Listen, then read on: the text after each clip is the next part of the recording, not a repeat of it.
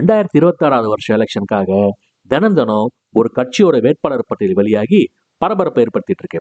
அதுல சமீபத்துல யாருமே எதிர்பார்க்காத ஒரு வேட்பாளர் யாருன்னா, மதுரை மத்திய தொகுதியில வேட்பாளரா அனௌன்ஸ் பண்ணப்பட்டிருக்கிற டைரக்டர் சுந்தர் சி.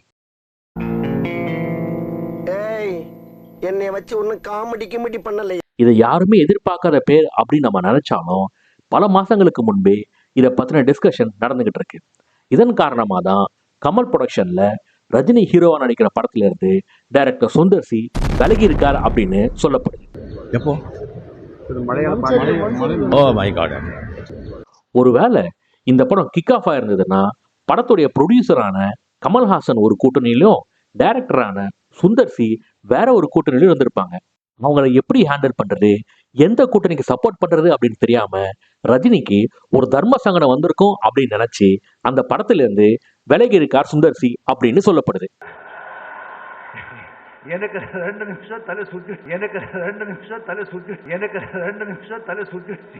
இது ஒரு பக்கம் போயிட்டு இருக்க, சசிகலா ஆரம்பிச்சிருக்க ஆப்பு தாமா மூக்கா அப்படிங்கிற கட்சிக்கு தன்னுடைய முழு ஆதரவும் கொடுத்திருக்காரு நவரச நாயகன் கார்த்திக்.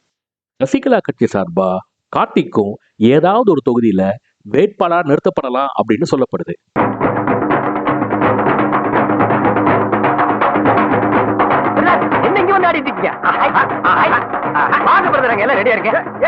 ஒருவேளை சுந்தர் சியும் கார்த்திக்கும் அவங்கவுங்க தொகுதியில ஜெயிச்சு எம்எல்ஏ ஆகிட்டாங்கன்னா சட்டசபையில பக்கத்து சீட்ல தான் உட்காரணும் அப்படின்னு கேட்பாங்கன்னு சொல்லப்படுது.